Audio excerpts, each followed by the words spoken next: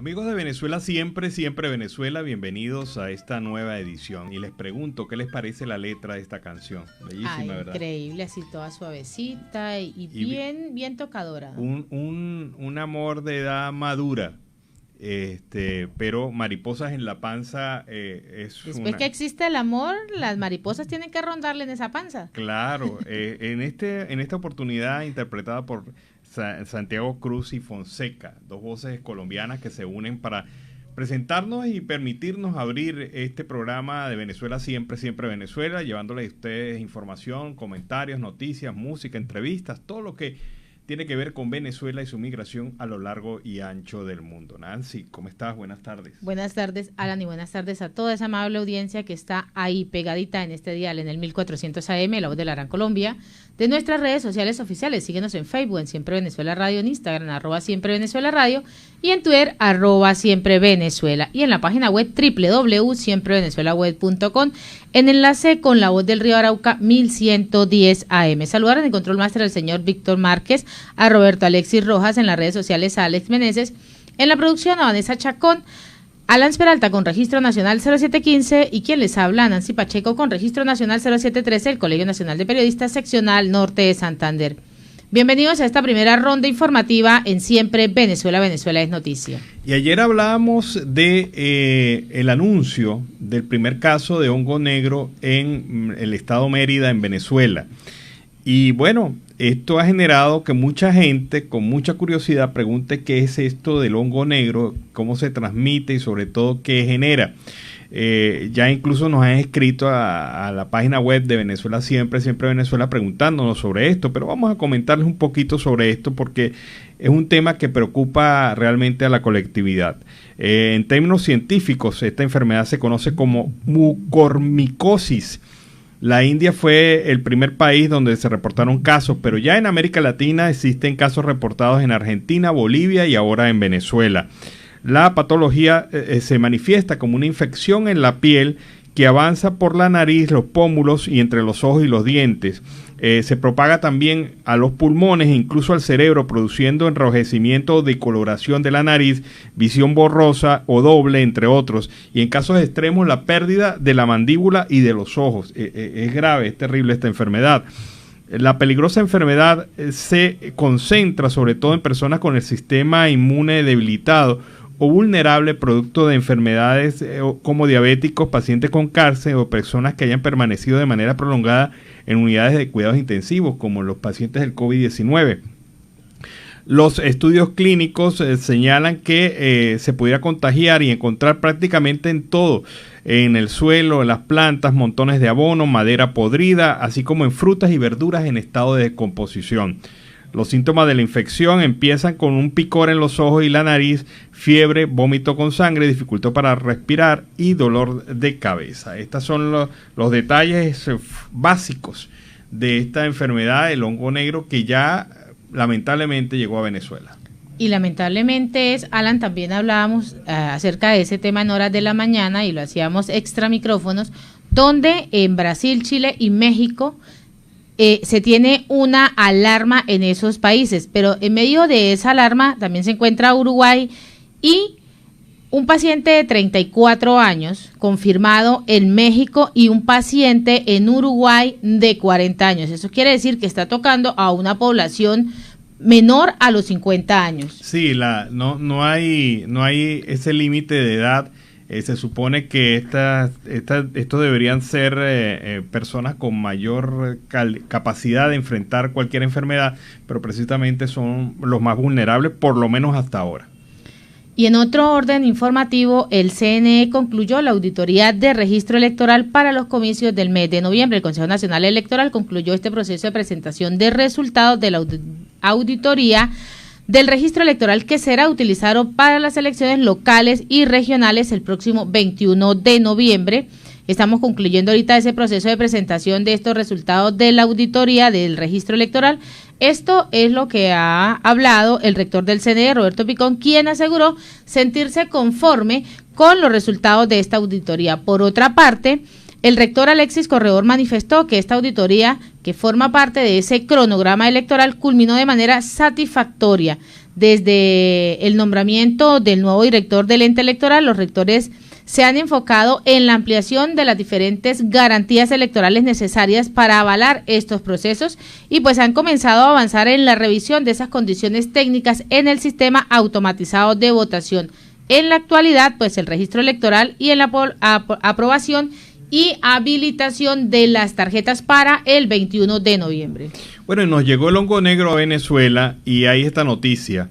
Déficit de enfermeros entre 85 y 100% en algunos sitios. Suma otra arista a la destrucción del sistema de salud venezolano. Es lo que dice también nuestra colaboradora runrunes.com.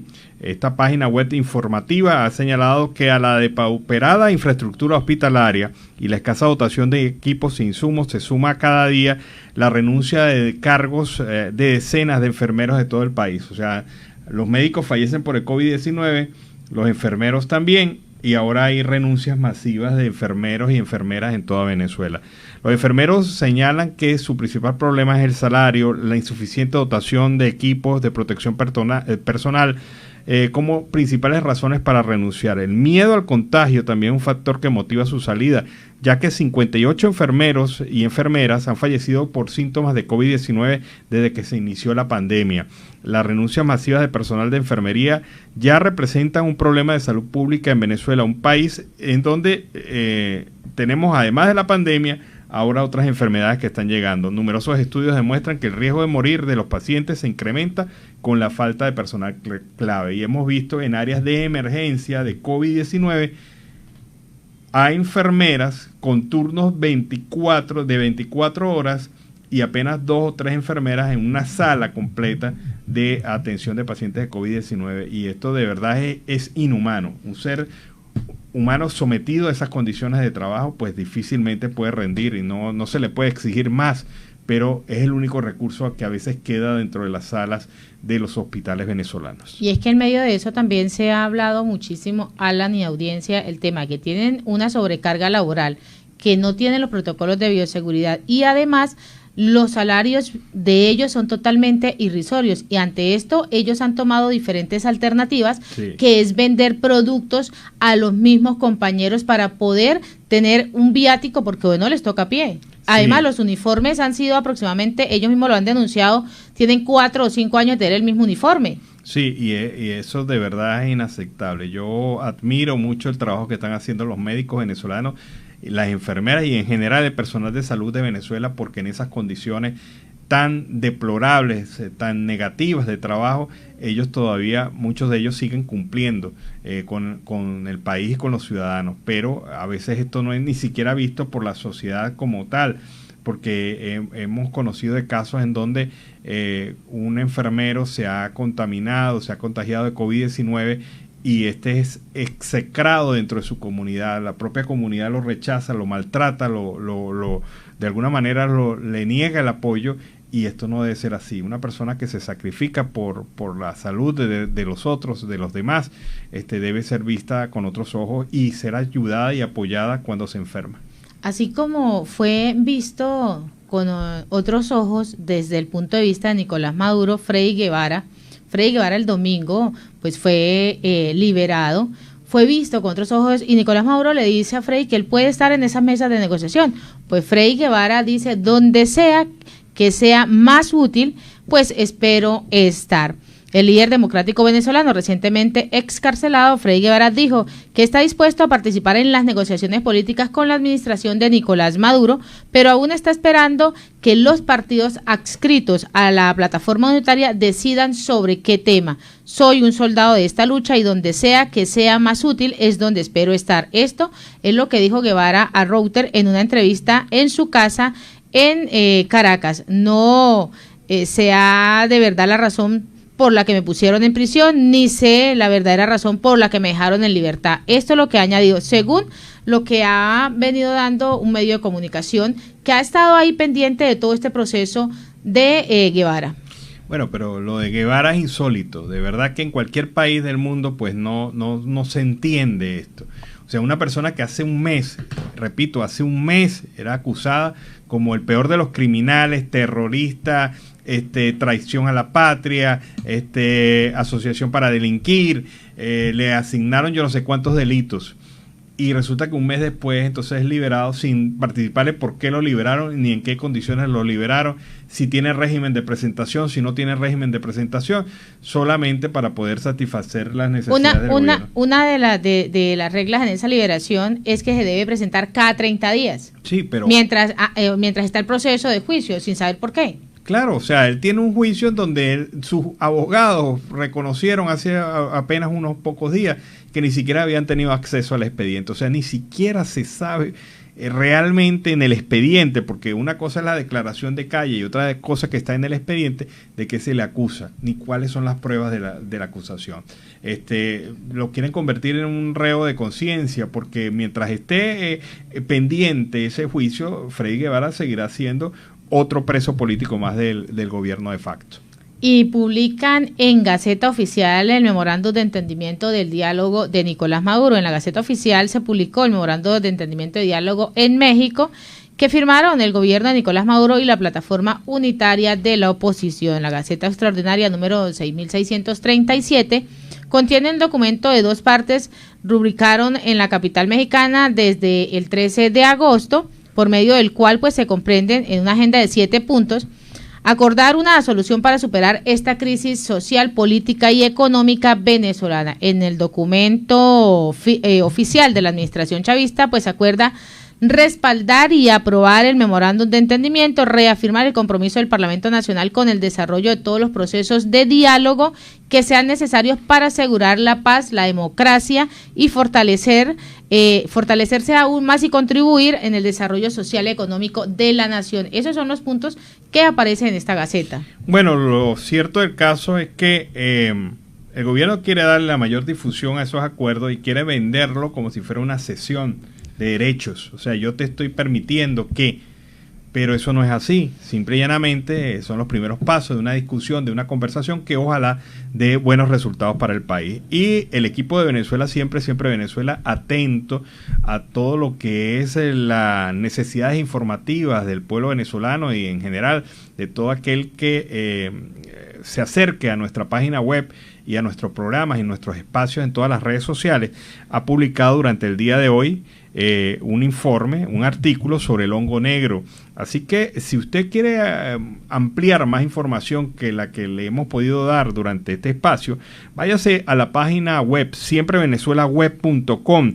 Allí hay un artículo que titula ¿Qué relación tiene el hongo negro con el COVID-19? Es decir, estamos montados sobre la noticia y usted también móntese a informarse a través de nuestro servicio informativo que está en todas las plataformas de redes sociales.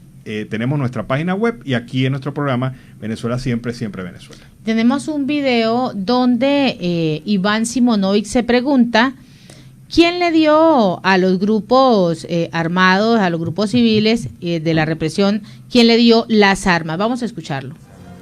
Durante el año 2009, bajo la administración de Tarek El Aissami, del Ministerio de Interior y Justicia, uno de sus viceministros, Edwin Rojas, anunció al país que en Venezuela circulaban de manera irregular entre 9 y 15 millones de armas de fuego. ¿Qué ha hecho el régimen para controlar eso? Luego, en agosto del año 2020, en el estado de Florida, fue retenida una aeronave con matrícula venezolana y 2 pilotos venezolanos, ambos vinculados al DIGESIN. Se retuvo la aeronave y se confiscaron un centenar de armas y por lo menos 80.000 cartuchos. Importante señalar que una munición puede costar hasta $2. Entonces, ¿quién ha armado los grupos criminales en Venezuela? Ahora bien, ¿en qué favorecen al ciudadano común unas elecciones regionales o sencillamente pues esa alianza entre el régimen y un grupo de empresarios? Se garantizarán los servicios básicos, la seguridad pública, la libertad de expresión, el abastecimiento de combustible, el retorno de más de 5 millones de venezolanos que tuvieron que huir buscando una mejor vida, la libertad de los presos políticos, etc. Pues bien, aquí los únicos favorecidos serán, en primer lugar, el régimen que busca un reconocimiento internacional. En segundo lugar, pues, un grupo de responsables de oposición que tendrán acceso a una parte de la cuota de poder cuando sean electos como alcaldes o gobernadores. Y en tercer lugar, pues, un pequeño grupo de empresarios que también podrán hacer negocios con el régimen. Pero para usted, el ciudadano común, nada va a cambiar. De hecho, creo que todo será peor. Entonces, las declaraciones de Iván Simonovic sobre este tema. Y bueno, se confirma lo que habíamos dicho de alguna manera durante el día de ayer. Yelixa Santaella es la nueva ministra de Educación en Venezuela. Por ahí ya uno reaccionó y dijo que Dios nos agarre confesados. Y le cuento por qué. Porque esta señora, gobernadora hasta hace poco del estado Monagas, ella fue la que recibió apoyos de los pranes en la cárcel de La Pica, allá en ese estado. Es decir, ella es la candidata de los pranes. ¿Qué esperamos? Y es la ministra de Educación ahora. ¿Qué esperamos ahora? No, pues imagínate, un programa de educación para los pranes. Para los pranes. Pero bueno, en todo caso, pues son las irrealidades. Por acá le señalan que perdió las primarias en el PSU. Las secundarias y perdió absolutamente. Yo no sé, dicen que tampoco tiene perfil para ser ministra de Educación. Y es que eso era lo que te preguntaba yo ayer. Tiene el perfil, porque es que todos los ministros, por lo general todos los ministros que están ahí posesionados en esos cargos, no tienen el perfil para el cargo.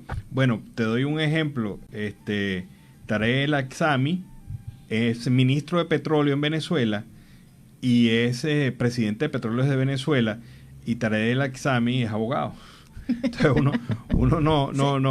uno no puede entender esta realidad con esta óptica. Pero ahora Yelixa Santaella será la nueva ministra de Educación, y sobre todo uno se dice, si no tiene el perfil, ¿cómo la ponen a mandar en uno de los sectores más críticos del país? En este momento. En este momento. O sea, ella es la que va a manejar el retorno a las clases en octubre, que Maduro quiere que sea en octubre, en septiembre en las universidades, y todo está conjugado para que efectivamente se abran los salones de clase. Ahora, ¿irán los alumnos? ¿No irán? ¿Irán los maestros? ¿Irán los profesores?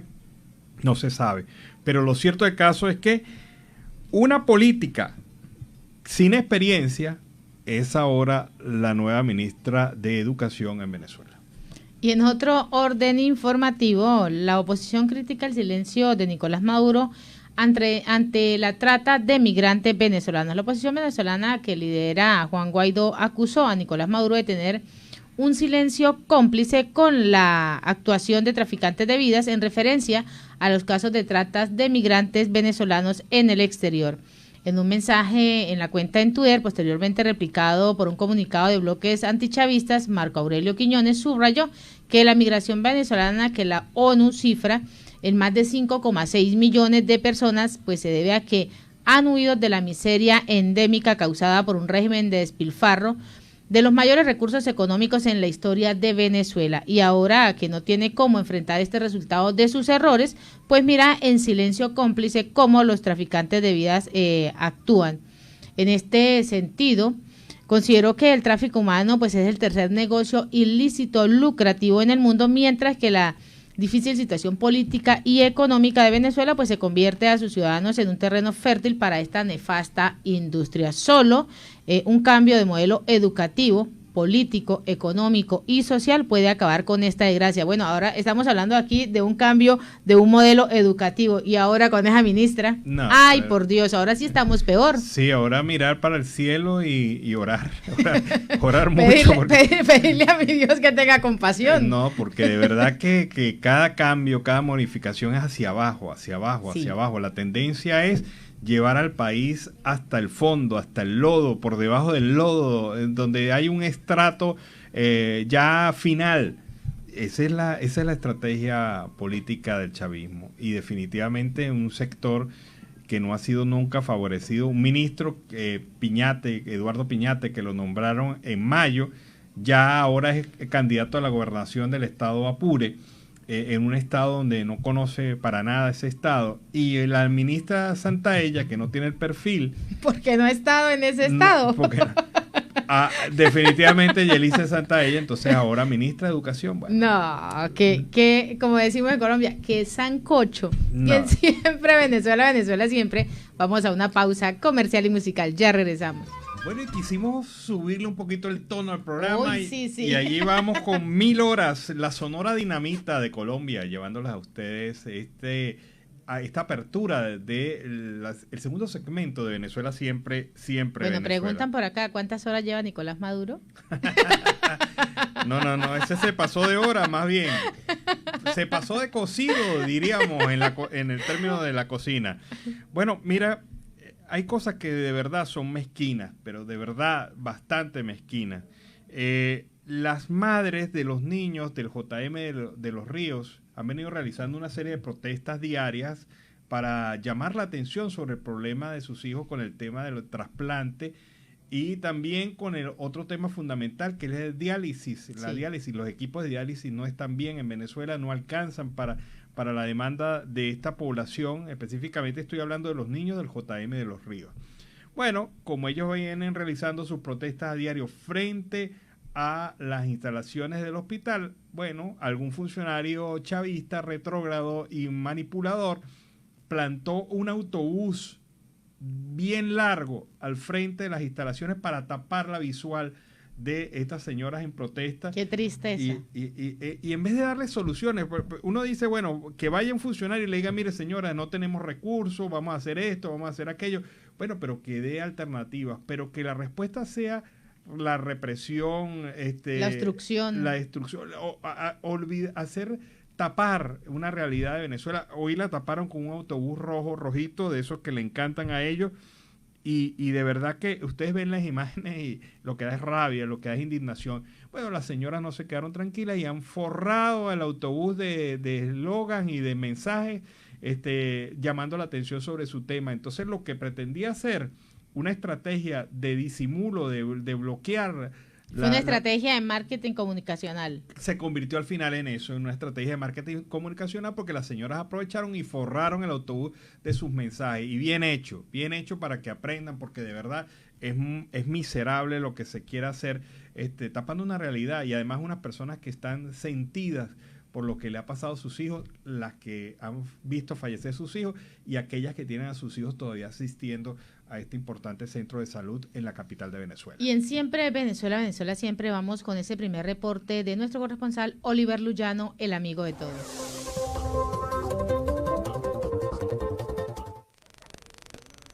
¿Qué tal amigos de Siempre Venezuela? Desde esta zona de frontera, desde Arauca, reporta para ustedes el amigo de todos, Oliver Luyano, guariqueño y de Saraza.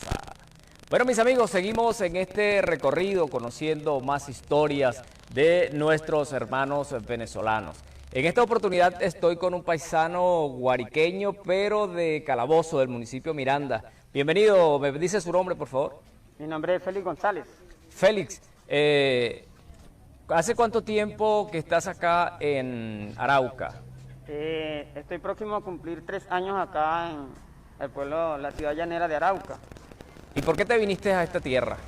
Lo que pasa es que en mi pueblo se presentó lo que se llama crisis económica venezolana y nosotros producíamos la tierra y no tuvimos la capacidad de seguir sembrando, de seguir produciendo lo que generalmente producíamos. Entonces, por eso nos vimos en la necesidad varios calaboceños de emigrar de allá de Venezuela.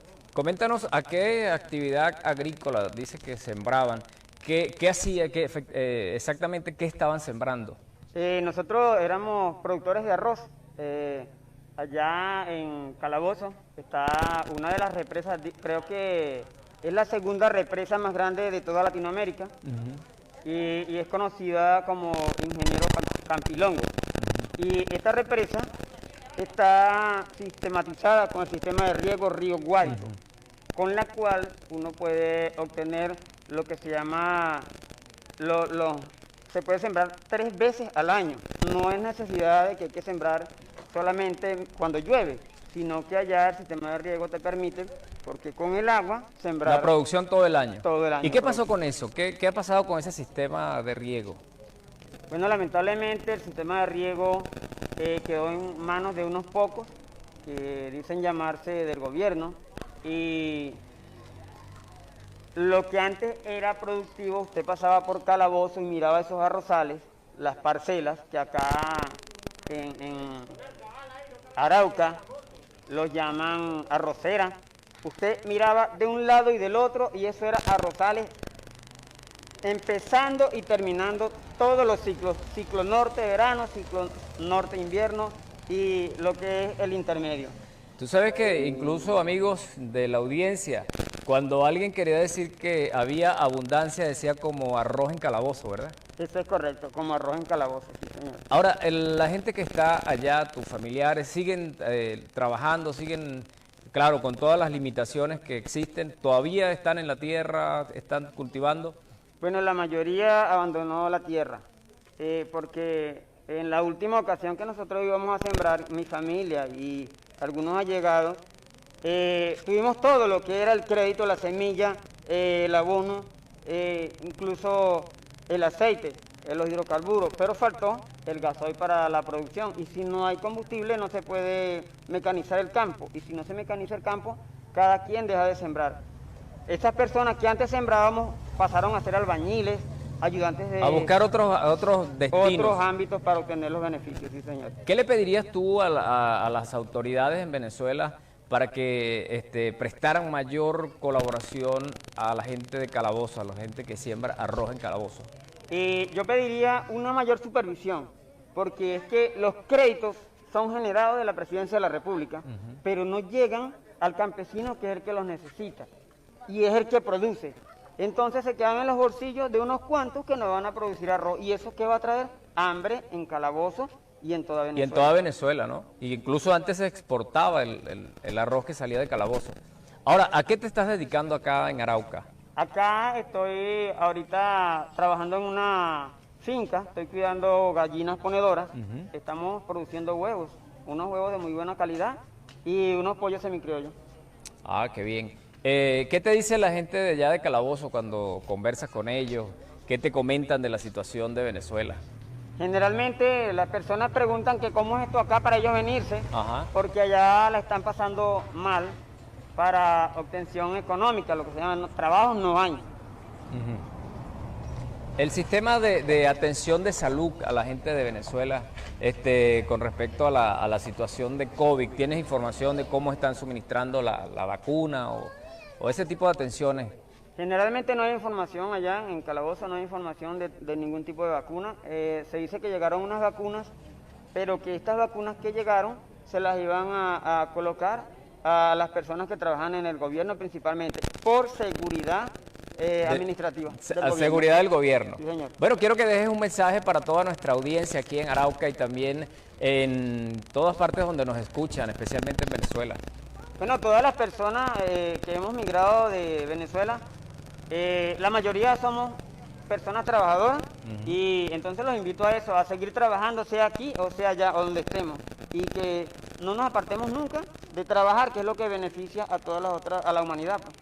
Bueno, mis amigos, un venezolano más que comparte con nosotros su historia. Ya él lo decía que en su tierra natal, en Calabozo, se dedicaba a la siembra de arroz. Y aprovechamos también para hacer un llamado en beneficio de todos los que aún quedan en Calabozo trabajando, produciendo la tierra, produciendo todo lo que es lo que necesita el venezolano para alimentarse. Y también, amigos, aprovechamos para hacer un llamado a las autoridades con respecto al suministro de la vacuna. Nos ha llegado información de que muchos están haciendo un manejo irregular. Al parecer hay denuncias de personas inescrupulosas, funcionarios, que la venden a precio de dólar. Bueno, mis amigos, desde esta zona de frontera, desde Arauca, reportó para ustedes el amigo de todos, Oliver Luyano, guariqueño y de Zaraza. Bueno, fue el reporte de Oliver Luyano desde el Arauca, Colombo venezolano. Y en otro orden informativo, más de 400 familias afectadas por las crecidas de los ríos Caroní y Orinoco. Más de 300 viviendas resultaron afectadas en el municipio de Caroní, en el estado Bolívar, luego de la crecida de los ríos Orinocos y Caroní, debido a que el agua de las dos corrientes ha provocado inundaciones en las casas, lo cual afectó a 474 familias con un total de 1.408 perjudicadas. Las personas afectadas pues fueron trasladadas a los refugios temporales mientras disminuye el nivel del agua. 2 familias están en una escuela Roraima, entre otras pues en diferentes escuelas. Por otra parte, el también periodista Carlos Uniaga reveló que el río Orinoco está en alerta amarilla y está presente el temor de que pueda pasar a otro nivel y se complique esta situación en la región. Bastante azarosa la vida Sí. a la orilla de estos ríos, especialmente con la deforestación y la destrucción que se está haciendo en la cuenca del Orinoco. Allí pues bastante terrible por esta minería extractiva. Bueno, en la página web Siempre Venezuela se publica una información. En las alcabalas se queda el 20% de lo que se produce en el campo. Yo diría que un poquito más. De todas maneras, ahí coincide con una información que tenemos en donde fíjense ustedes, un funcionario del chavismo hace en Barinas la denuncia pública de la extorsión a los ferieros. Los ferieros son aquellas personas que salen con todo el producto del campo durante la semana para trasladarlo a ciudades como Caracas, Valencia, Maracay, para el consumo en los mercados. Y de feria en feria, como dicen, pasan su semana y por eso que lo llaman ferieros. Pero vamos a ver cómo los están extorsionando en el estado de Barinas, según denuncia de un propio funcionario del chavismo. ¿Cómo le estará afectando, no? Así es. Desde el municipio Sucre, Socopó, estado Barinas, Venezuela. Soy el 580 del Código de Cancillería de la República Bolivariana de Venezuela, delegado de los derechos humanos, a cargo del general Eliazar García Moreno, mi comisario Expósito, presidente del Colegio de Policía. Queremos elevar una denuncia a todas las autoridades de Caracas, a la ministra Meléndez, a mi comisario Castillo, que el grupo de camioneros del eje andino de aquí del estado de Barinas, llámese Pedraza, San Cristóbal, Mérida, Socopó, están siendo extorsionados por los funcionarios públicos de la Policía Nacional, de la Policía Estatal, levantándole procedimientos de material estratégico como gasolina. Señores de Caracas, superiores, ¿dónde pueden surtir gasolina la gente que está llevando el alimento a Caracas como queso, plátano, verdura? ¿Cómo hacen ellos para surtir gasolina en la carretera a altas horas de la madrugada cuando están regresando a sus hogares, para llevarle el sustento a su familia, a sus esposas y a sus hijos? Nosotros estamos haciendo esta denuncia para que en Caracas nuestro presidente Somoza del Frente Amplio Campesino nos ayude, la ministra nos ayude a estos trabajadores que están buscando el alimento para su familia. Y los gerdames de la seguridad ciudadana, que son los que tienen que velar, instalan alcabalas fuera de los puntos de control. Óigase bien, instalan alcabalas fuera de los puntos de control y utilizan el método del combustible que los compañeros traen de la ciudad capital como una supuesta o un supuesto material estratégico para luego proceder a la extorsión, para no pasarlos a la Fiscalía del Ministerio Público. Así que nosotros desde Socopó, para toda la gente que pueda ayudarnos a virar este video, para que las autoridades nos ayuden. Ya en Caracas, la Policía Capital ha detenido a varios compañeros del transporte que lleva el alimento para la ciudad capital. Aquí la delegada, la subdelegada, la parte de las mujeres, las esposas de estos caballeros, están también sumando la denuncia para que a sus esposos puedan llegar sanos y salvos a sus casas, a sus hogares. Sin más nada que decir, Pastor Francisco Bolívar, delegado de los derechos humanos de la Gran Caracas presente.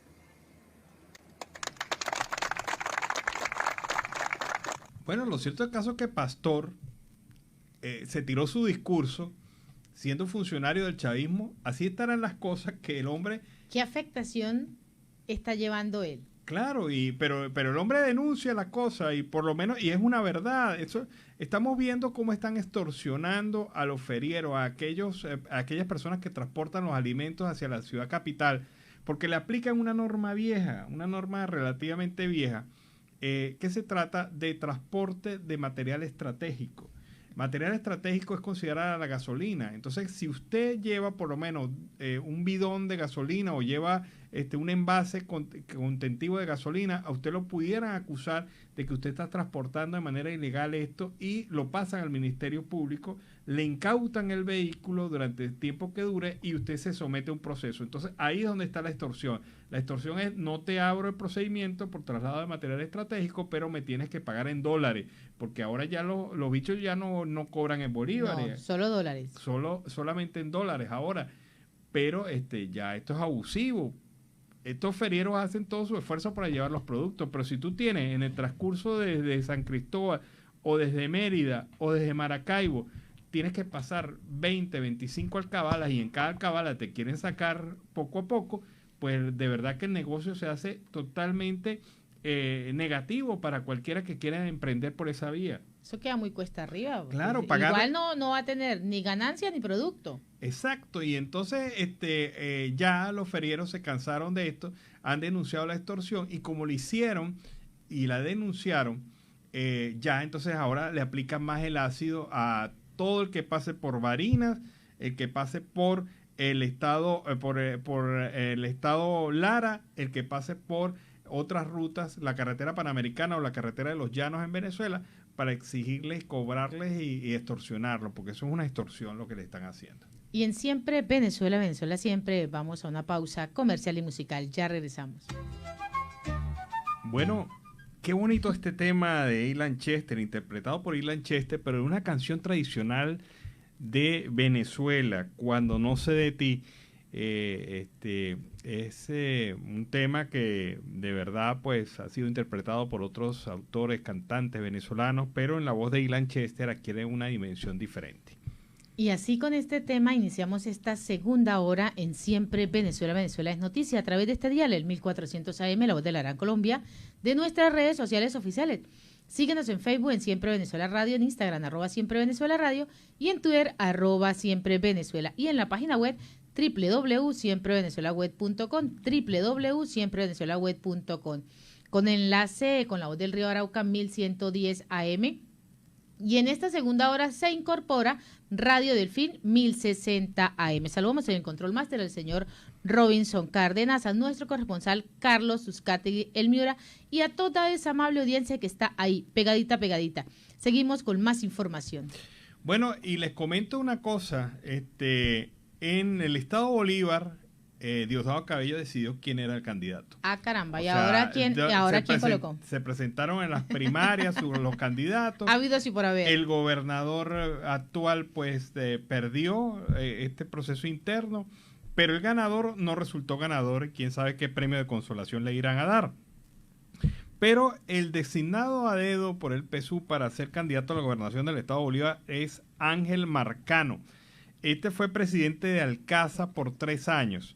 Recibió la empresa con un 38% de su capacidad y la entregó con un 19%. Es decir, muchacho, ¿cómo trabajó? No, trabajó, pero como decimos en Venezuela, trabajó pero para atrás. O sea, la empresa tras que venía mal, la recibe con 38%, uno estima, no, pero el hombre va a hacer el esfuerzo por lo menos para llevarle el 50%. En Colombia dice, trabajó como gorgojo, eche para atrás. El muchacho Ángel Marcano recibe la empresa con 38 y uno dice, no, este señor la va a llevar al 50% por lo menos. No, la llevó al 19%. El muchacho es cumplidor. Es que le da a uno esa risa irónica. Claro. Muchacho, ¿cómo trabaja? ¿Cómo se quemó las pestañas todas las noches? Para echarla para atrás. Pero lo increíble es que ese es el principal argumento de venta de este candidato a gobernador en el estado Bolívar, impuesto, repito yo, por Diosdado Cabello. Entonces, si usted ve qué futuro le espera al estado Bolívar con estos candidatos, pues viendo los antecedentes uno dice, por favor. Imagínese, ¿qué le espera a la renovación de la educación en Venezuela? ¿Qué le espera a la parte política, social, económica, productiva de Venezuela, con unos candidatos que Dan mucho que decir. No, y lo peor del caso es que durante su gestión, la gestión se llamó Misión Alcasa Productiva. Definitivamente. Sí, pero es que siguen el ejemplo del maestro. Y acuérdense que es el presidente obrero, ¿no? No, pero de verdad que es triste estos expedientes que presentan los candidatos del chavismo a las elecciones en Venezuela. Y en Siempre Venezuela, siempre vamos con el reporte de nuestro corresponsal, Carlos Uzcategui, El Miura.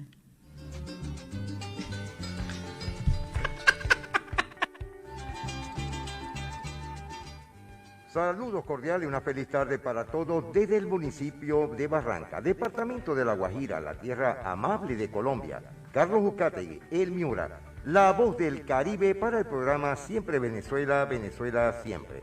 Hoy, historias de migrantes, sin censura. Hola. Hola. ¿Cómo estás, Mignali? Bien. Hoy tenemos a una mujer muy especial, preparada profesionalmente. Se trata de Mignali Díaz. Feliz tarde. Gracias, Carlos. Bueno, Carlos, aprovechando esta oportunidad para que nos puedan escuchar, ver en todas partes y saber que somos bandera donde estemos. Y entonces, una representación de aquí de Venezuela. Por supuesto. Y de todos, y lo más importante, del estado Falcón. De Paraguaná, la península de la Amistad. Mignali, ¿cuál es tu profesión? Soy docente de profesión, tengo una maestría en relaciones laborales, también aparte de Derecho la manejo muy bien porque estudié Derecho en la Universidad de la UDEFA. ¿Eres abogada? Soy egresada de la Universidad del Zulia y UDEFA. Y también mis cursos de contabilidad, que fue con salir porque soy técnico medio y contabilidad también. Coméntanos algo de tu historia como migrante. ¿Por qué saliste de Venezuela? Bueno, salgo porque yo llegué a un momento tope en que ya colapsó tarjeta de crédito, no había puntos de venta, no se conseguía el efectivo y así fue un momento de que dije no aguanto más, no doy para más y tuve que salir antes que yo cayera en depresión o me pudiera enfermar. Lo hice ya porque la parte personal ya no me sentía a gusto, ¿me entiendes? ¿Qué tiempo tienes en Colombia? Yo voy para 5 años aquí en Colombia. ¿Desde que llegaste estás aquí en Barranca? Sí, desde que llegué estoy aquí en Barranca. Aposté a Barranca, aquí me quedé a Barranca porque yo decía que estoy más cerca de mi casa, me siento más cerca de mi casa, por eso que estoy aquí.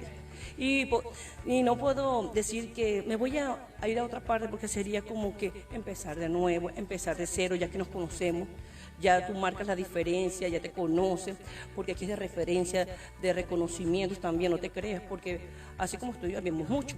Pero si tú te das a conocer, sabes dónde estás y la puerta de cualquier negocio o trabajo está abierta. Una ayuda, un aporte, un consejo, todo, ¿me entiendes? Y yo aquí estoy, yo apuesto a todo, que si es la hora de regresar a Venezuela es como se dice, con los ahorros en el bolsillo y ya dándole las gracias porque en verdad mi recibimiento aquí en Barranca ha sido perfecto. He contado también con personas que me han enseñado a cómo convivir y vivir aquí, porque relativamente esto es un golpe fuerte para nosotros emocionalmente, cambiar el estilo de vida, acostumbrarnos a otro tipo de trabajo. Hoy por hoy puedo decir que yo estoy en mi territorio, en mi campo hoy, porque aprendí también, por lo menos cuando tuve mi primer trabajo fue en la parte de transporte y me enseñaron, me educaron y ahí me formé con el señor Gumer Escudero, que era la heredera de Transportes Transegua, y de allí, bueno, ahí vengo y tenía mi puerta y mi carta de referencia donde llegar, gracias a Dios. Estoy ahorita compartiendo con Donis en la farmacia que me dio la oportunidad. Él apuesta al talento que tenemos aquí en Barranca y es una parte que es lo que uno va aprendiendo de ellos. Que apostemos al talento de Barranca, apostemos que Barranca es grande. Y yo me siento ya parte de la familia de aquí de Barranca. Mignali, coméntanos sobre las historias de migrantes y sobre todo aquí en Barranca, en el departamento de La Guajira. ¿Cómo ves tú la realidad palpable? La realidad palpable se puede ver porque ya formas parte de esta comunidad. Como estudio habíamos muchas personas. La parte de ser mujer, la parte femenina, a veces son vulnerables. A veces pensamos de que las mujeres, el concepto de que las mujeres se vienen de Venezuela a prostituirse, porque ese es el concepto. Y a veces empiezan a sobrepasarse contigo, a saber que estás equivocado, pero hay un momento en que ya la gente se fija y ya sabe clasificar y respetar a uno. Entonces, eso sí, porque da mucho dolor que piensen que todas las personas que se vienen de Venezuela se vienen a prostituir. Que no son preparadas, que no son bien educadas, que no son más del montón. Yo siempre lo he dicho y cuando yo puedo dar mi granito de arena a muchas personas que están acá, relativamente que somos más de la zona del Zulia, que dejen, por favor, dejen ser lo que son, lo que dejamos en Venezuela tenemos que apartarlo, ¿verdad? Aquí tú tienes oportunidad de cambiar de vida. tienes oportunidad de saber qué quieres hacer. Pero aquí, o sea, no le sumes más a los problemas, porque bastante hay en Barranca como para sumarle. Nosotros ser un problema para Barranca. Entonces, tienen que dejarnos de señalar que todos los venezolanos son iguales. No, no. Está muy equivocado. Hay personas que hemos convivido con personas que saben que no somos todos iguales. Es lastimosamente que a veces piensen así, que no te quieran dar trabajo porque eres venezolana, que se veía mucho al principio, uy, fuerte, como que no te voy a meter en mi casa porque tú me puedes robar, ¿me entiendes? Y hay personas que en verdad están totalmente erradas, pues, porque hay personas que vienen a trabajar, vienen a sudar, que no les interesa quizás el salario que puedan trabajar, pero pueden trabajar todo lo que, pueden hacer 5 trabajos y pueden tener un sueldo de 10,000 pesos por un día. Uno se siente satisfecho así, ¿me entiendes? Porque uno hace sus cosas bien. La vida fácil no es. No es mi punto de vista, ¿me entiendes? Yo siempre lo he criticado, siempre a las mujeres, hombres, siempre yo digo, la vida es fácil. Yo no fui de las mujeres que fueron criadas, la vida es fácil, sino que hay que trabajarla, así sea un poquitico, pero trabajarlo con empeño, con dedicación, que no te estén señalando. Muchos me dicen, no, porque aquí nadie te conoce, porque Venezuela es Venezuela y tú aquí no.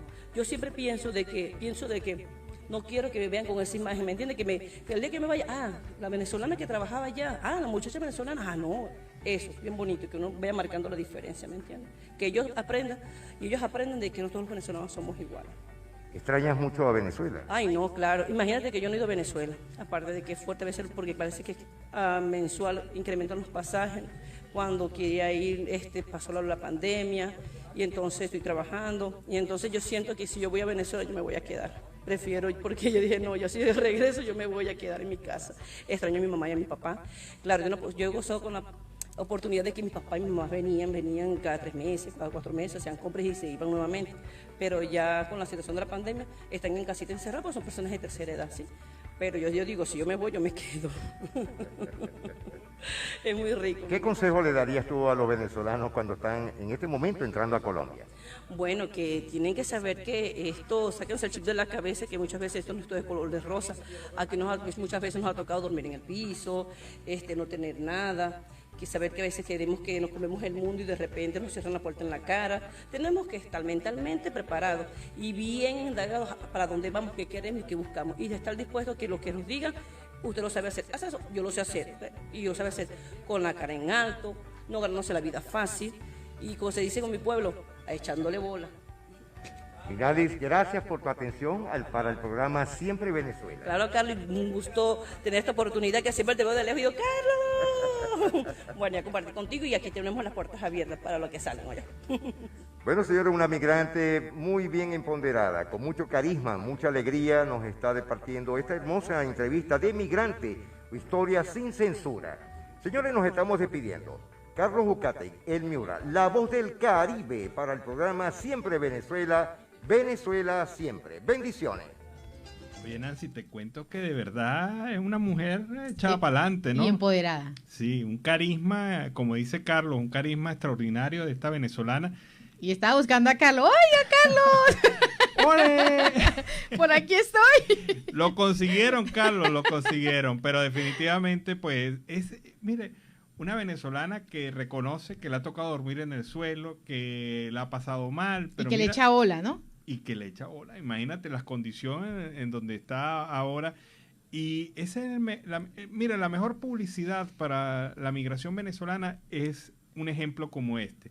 Una señora que va, una chica que va avanzando. Y profesional como en 4 carreras. Sí. O sea, dormir en el piso y pensar, tengo tantos títulos. Mucha gente a veces no tiene muchas cosas, Alan, y se creen superiores. Pero cuando llega la época fuerte, la época donde nos colocan la prueba y empiezan a sentirse, yo soy más que los demás, y ante esa situación todos somos iguales. No, y se quedan atascados. Sí. Hay muchos profesionales que se quedan atascados en el hecho de que soy profesional y cómo voy a hacer esto. Sí. Y definitivamente cuando uno migra, pues tiene que, como ella dice, sacarse ese chip de la cabeza y entender que a todo lo que se puede hacer dentro del término de lo legal y lo objetivamente satisfactorio para su moral, hay que hacerlo. Y hablamos extra micrófonos, Alan, acerca de esa población migrante que tenemos en toda Latinoamérica y que se han enfocado, siendo profesionales, se han enfocado en algo bien importante que es la gastronomía. Es ese punto específico que se ha venido denotando durante varias emisiones de Siempre Venezuela, Venezuela Siempre. Sí, vamos a hacer un tour gastronómico, vamos a prepararnos para hacer un tour gastronómico con la migración venezolana. Creo que es uno de los temas más interesantes y muy satisfactorio para nosotros que vamos a hacer los probados. Y con tantas invitaciones que hemos tenido. Tenemos invitaciones de migrantes de Bogotá, de Cali, de Medellín, en Colombia, nada más. Exacto. Pero también tenemos invitaciones. Perú, Ecuador, Chile, en Filipinas también creo que claro, tenemos en Filipinas también, en Estados Unidos, en Brasil y también ahora en Holanda, me acuerdo en Holanda tenemos Chachapoyas. En Chachapoyas también tenemos invitación. Ahí tenemos invitación. Pero bueno, seguimos con las informaciones a esta hora. Y en otro orden informativo, Médicos Unidos de Venezuela exigió la reactivación del programa de trasplante. Pues la ONG Médicos Unidos Venezuela exhortó el día de hoy al gobierno de Nicolás Maduro a reactivar el programa de trasplante renal en todo el territorio nacional. Asimismo, la ONG exigió que cese la intimidación personal y familiar que protestan para pedir que se vuelva a realizar estos procedimientos. Anteriormente, la Academia Nacional de Medicina pidió una solución urgente ante la suspensión de este plan de trasplantes y procura de órganos. El programa estaba dirigido especialmente a niños y adolescentes y está paralizado desde el año 2017. Hacemos un exhorto a los entes responsables de la salud en Venezuela a buscar una solución urgente a esta grave situación, así como el respeto de problemas que enfrentan estos pacientes con patologías agudas y crónicas, dado el colapso del sistema de salud. Esto es lo que viene denotando en el comunicado la institución. Bueno, y el educador e investigador del sector educativo superior, Ángel Lombardi, ha publicado hoy un tuit bastante interesante. La punta del iceberg lo ha denominado: no hay generación de relevo en Venezuela, no nos permiten elegir y ser elegidos, nos robaron los salarios, las prestaciones y seguridad social, quitaron las asignaciones presupuestarias y pretenden hacernos creer que habrá clases presenciales en septiembre. Esto es lo que señala Ángel Lombardi en relación al tema de la educación superior en Venezuela. Pero publica también una estadística que es demoledora. La deserción en las universidades, la cantidad de alumnos que se han ido de las universidades venezolanas por que se han ido como migrantes al exterior o porque simple y llanamente no tienen dinero para inscribirse y estar en un semestre en la universidad venezolana. El 41,53% de los estudiantes de la UCB se han retirado. El 57,96% de los estudiantes de la ULA se han retirado. El 65% de los estudiantes de la Universidad de Zulia se han retirado. Y de la Universidad de Oriente, por solo nombrar 4 universidades venezolanas, el 58% de los estudiantes de la Universidad de Oriente se han retirado. En ninguna de las 4 principales universidades de Venezuela el indicador es menor al 40%. Es decir, salones vacíos, abandono de las carreras y sobre todo una tristeza enorme. ¿Sabes qué da tristeza? Ver a las universidades venezolanas vacías, abandonadas, porque ahora ya no tienen estudiantes. Y con esto, y con la situación de la pandemia, y con la situación de la educación en términos generales, la falta de presupuestos, el abandono, los docentes universitarios cobrando salarios de hambre, pues difícilmente veo yo que se pueda hablar de una generación de relevo en una Venezuela que amerita profesionales que ahora están vendiendo empanadas y trabajando en las calles de cualquier ciudad latinoamericana. Y hablando de educación, las librerías cubrirán la demanda de útiles para el nuevo año escolar con el inventario del año pasado. El vicepresidente de la Asociación Venezolana de Papelería y Afines, Douglas Díaz, afirmó el día de hoy que en ese sector se encargarían de cubrir esa demanda de esos útiles escolares, pero con todo el inventario del año 2020 y todo lo que se logre pues producir este año. Durante una entrevista en el programa 2 o más 2, pues de Unión Radio, el gremialista lamentó que la demanda bajó abruptamente y que por tanto pues el inventario del año pasado está allí totalmente disponible, y eso debido al tema de la pandemia del COVID-19. Pero ante esta situación también no sabemos qué tan cierto es que se pueda regresar a las aulas de clase. Es más, qué posibilidad con ese inventario los padres de familia puedan conseguir un cuaderno, un lápiz o un lapicero. Bueno, fíjate que en estos días comentábamos una información. Si usted quiere que su hijo vaya pepiadito, o sea, bien arregladito, con todo nuevo para un salón de clase, por lo mínimo, nada más en uniforme, tiene que gastar mínimo $80. ¿Y cuánto estamos en el salario? Sí, pues no, el mejor salario en Venezuela, el salario mínimo no llega al dólar, y salarios de $4, de $5, y en el sector privado, en algunos casos se puede hablar de unos salarios de $60 al mes. Pero $80 es lo que tú tienes que gastar. Y si tienes 2 hijos, y si tienes 3 hijos. Y la alimentación, y la salud. Y el pago de servicios dentro de tu hogar. O sea, definitivamente no la tiene fácil un padre en Venezuela en este momento, y la situación cada vez se agrava más. Yo repito, la alegría de un estudiante en cualquier parte del mundo es iniciar su año escolar, porque todo lo tiene nuevo, todo lo tiene bonito, arregladito. Pero en el caso de Venezuela habrá muchas familias que este año inicien el año escolar en octubre de una manera bastante precaria. Y en otro orden, el dirigente político Alfredo Ramos lanza desde Lara su llamado a la organización popular para enfrentar al régimen maurista. Vamos a escuchar y a ver este video. Sí, en el sector Prados del Norte, donde los vecinos de este sector manifiestan sus carencias y el colapso de los servicios públicos. No hay agua, no hay luz, no tienen comunicación, los cortes eléctricos continúan, no llega el aseo urbano y, en fin, un conjunto de problemas como los tiene la inmensa mayoría del pueblo venezolano, producto del saqueo al erario público por parte de la dictadura y sus representantes en el estado Lara, de la gobernación y la alcaldía del municipio Iribarra. La lucha que están dando los vecinos, que está dando el pueblo venezolano, es por lograr definitivamente salir de esta tragedia de la destrucción del país por parte de Nicolás Maduro y su banda de delincuentes.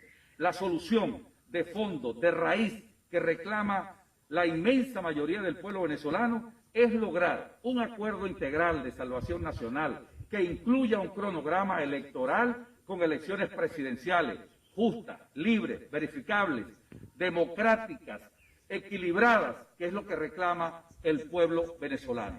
Nosotros estamos seguros que una vez que se convoque a elecciones presidenciales, en Venezuela se produce el cambio y vendrá para el país la libertad, la democracia y el progreso para todos. Seguimos trabajando en medio de las dificultades, en medio de las adversidades, en cada rincón del municipio de Iribarra y del estado Lara, para lograr unir, organizar y movilizar al pueblo para lograr recuperar la libertad y la democracia. ¡Que viva Venezuela! ¡Que viva la libertad! ¡Que viva! Fuera Maduro, fue lo que se le escuchó al final. Casi que no termina. Casi que lo cortaron ahí, pero bueno, es lo que la gente quiere, y eso fue lo que expresó alguien por allí en esta reunión. Y en Siempre Venezuela siempre, vamos a una pausa comercial y musical. Ya regresamos. ¡Hey! Buen tema 4 corazones. Si se identificó Nancy con 4 corazones, la canción de La Negra Linares.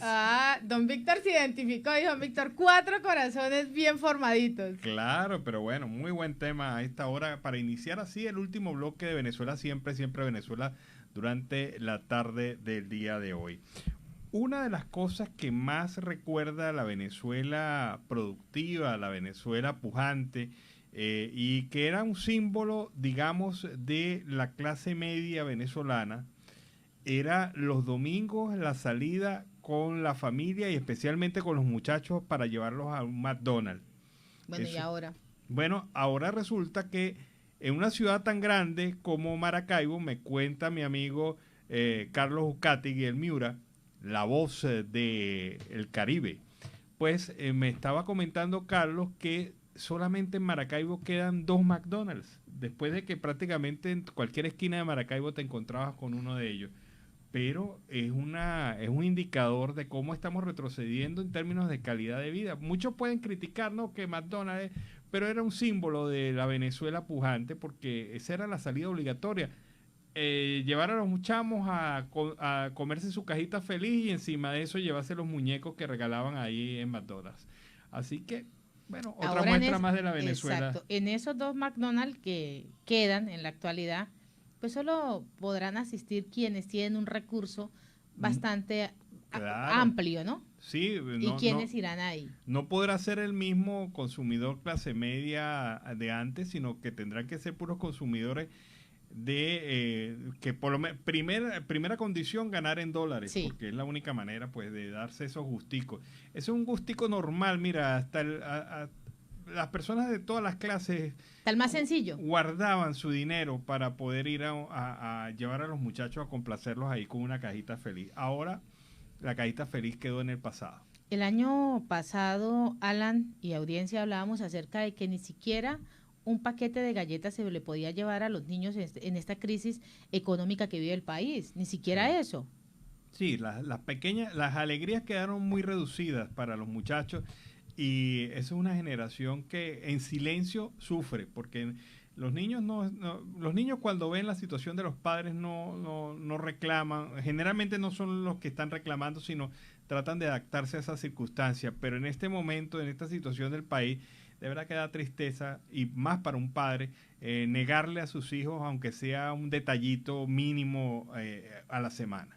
Y en Siempre Venezuela siempre tenemos el reporte de nuestro corresponsal Oliver Luyano, el amigo de todos.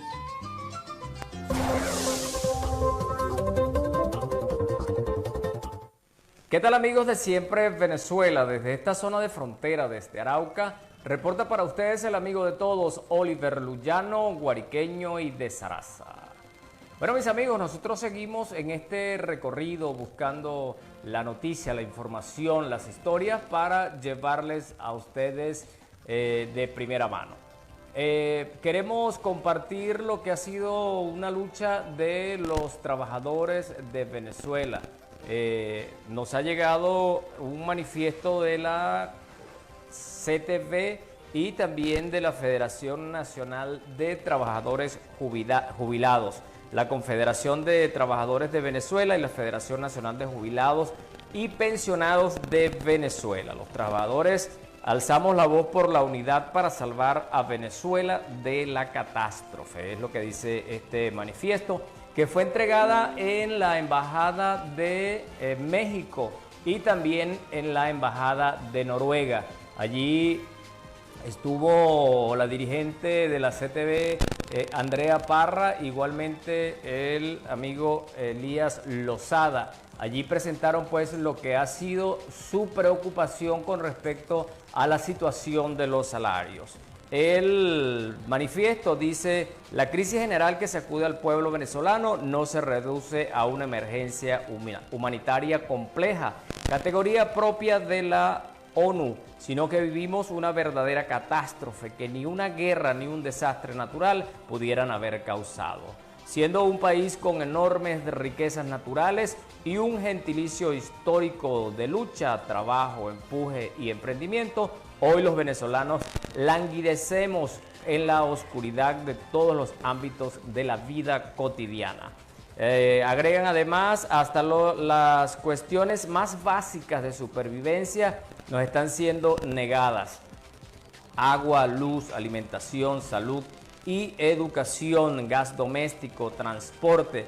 Si a esto añadimos el irrespeto constante a la Constitución, las leyes y los convenimientos internacionales, tenemos un cóctel de hambre, muerte y ruina, combinado con el total alejamiento de Venezuela como espacio para la democracia y la libertad, y ni siquiera para la convivencia pacífica y civilizada.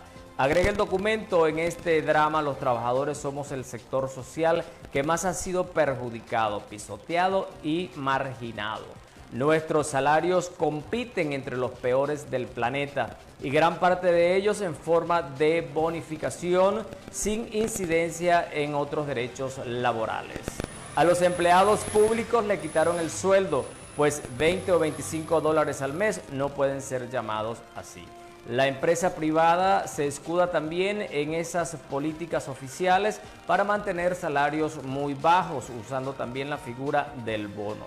Desapareció la seguridad social y con ello las prestaciones sociales en un avance despiadado de privatización del sistema de salud. Las jubilaciones y pensiones son tan miserables que garantizan una muerte segura y rápida. Los jubilados y pensionados en el exterior tienen 6 años sin recibir ni un centavo. La desregularización y flexibilización salvaje de las relaciones laborales hacen inservibles los convenios y contratos con la patronal, pues el fuego de la hiperinflación es avivado por el propio Banco Central a instancias del Ejecutivo Nacional. De nuevo los trabajadores alzamos la voz para decir basta. Ya no soportamos tanto atropello, maltrato e injusticia, así como el cacique peruano Cóndor Caqui dijo: campesinos, el patrón ya no comerá más de tu pobreza. Los trabajadores, tanto activos como jubilados, debemos unirnos como una sola voz y una misma voluntad para detener este proceso destructivo y conquistar una vida digna, un salario suficiente y una seguridad social para nuestro entorno. Educadores, médicos, enfermeras, obreros de la industria, trabajadores del campo, empleados públicos, profesionales universitarios, trabajadores por cuenta propia, jubilados y pensionados, todos estamos en la obligación de no desmayar en nuestras justas luchas. Pero necesitamos unirnos, desterrar todo signo de sectarismo y prepotencia para poder avanzar en el logro de victorias frente a las políticas antihumanas y antiobreras.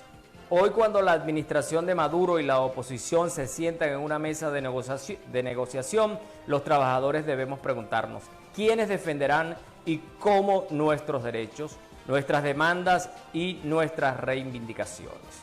Por otra parte, así como las partes en negociación tienen cada una por su lado países o naciones que los apoyan, nosotros llamamos a los trabajadores organizados del mundo a que apoyen nuestra gesta de justicia y libertad.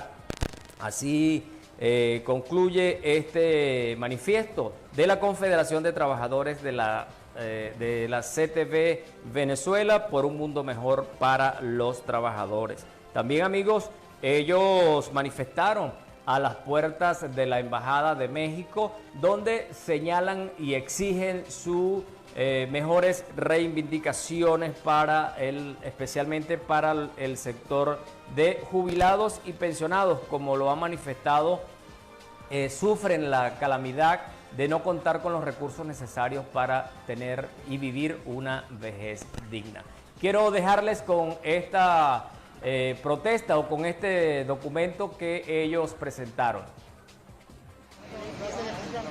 Emilio Lozada Llanes, presidente de la Federación Nacional de Jubilados y Pensionados de Venezuela, desde la Plaza Alfredo Sader en Las Mercedes. Señor presidente de FENAJU, ¿qué están haciendo los jubilados y pensionados hoy en la Plaza Alfredo Sader de Las Mercedes? Nos estamos concentrando para ir dentro de unos 5 minutos a la sede de la Embajada de México, donde entregaremos un documento en apoyo al territorio mexicano por haber permitido que las partes en conflicto allá puedan discutir ante la presencia de Noruega como mediador la salvación de la libertad de los venezolanos.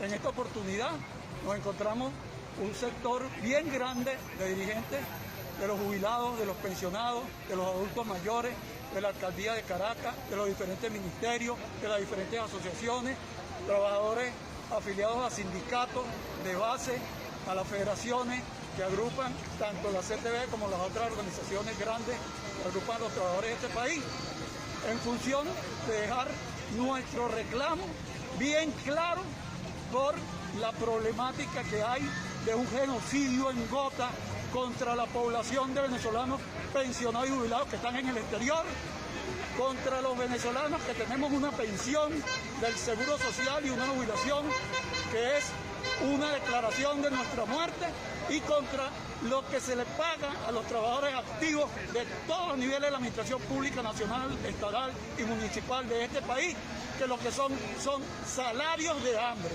Se sigue violando nuestra Constitución con el derecho que tenemos todos los trabajadores en su artículo 21, y por ese motivo esos son los 3 eslogans que hoy vamos a manifestar a través de un documento que vamos a entregar en esa embajada, y luego lo haremos en la embajada de Noruega. Ok. Veo que le acompaña el diputado Arnoldo Benítez Castillo, presidente de la Subcomisión de Adultos Mayores de la Asamblea Nacional. ¿Cuál es la situación de los más de 16.000 venezolanos jubilados y pensionados residenciados en el exterior?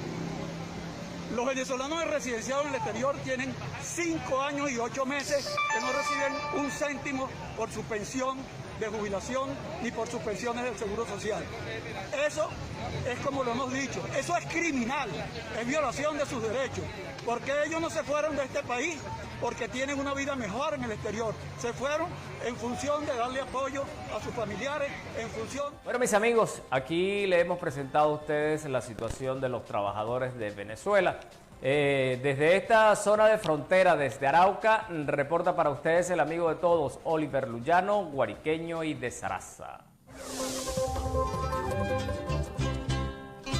Bueno, este fue el segundo reporte de nuestro compañero Oliver Luyano desde el Arauca, Colombo venezolano. Y el Tribunal Supremo de Justicia confirma la sentencia contra el Nacional por daño moral. La Sala Constitucional del Tribunal Supremo de Justicia declaró que no hay lugar a la solicitud de la revisión hecha por la defensa del Nacional a las sentencias que obligan al diario a pagar esa indemnización por daño moral a Diosdado Cabello, primer vicepresidente del PSUV.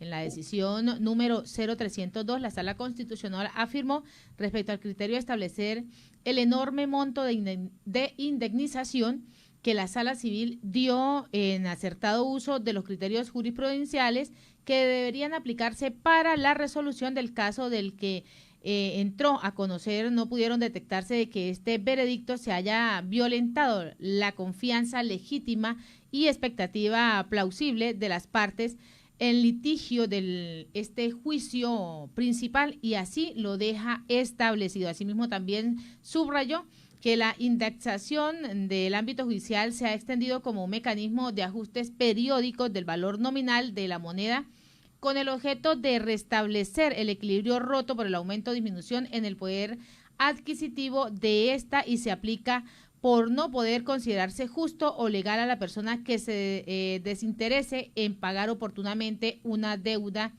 extingue pues la obligación por ella debida mediante el pago nominal de una deuda mermada. Esto es lo que se viene dando en este proceso. Sin embargo, ante esta situación hay que recordar que el Tribunal Tercero Primero de Instancia en lo civil, mercantil, del tránsito y bancario de la circunscripción judicial en el área metropolitana de Caracas el 31 de mayo del 2018, pues dictó esta sentencia definitiva, declarando con lugar de demanda el daño moral al condenado, al Nacional, y el pago de la suma de 1.000 millones de bolívares como indemnización, y ordenó la indexación judicial del monto condenado, y esto pues va a la fecha.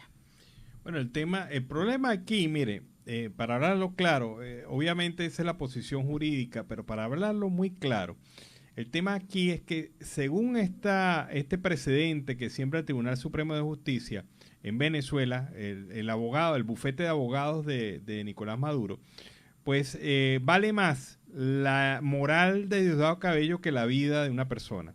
Porque en ninguna sentencia previa en Venezuela por daño civil derivado de acción penal se ha dado como resultado un valor mayor a 3 millones de dólares, creo que es lo máximo que se ha logrado allí.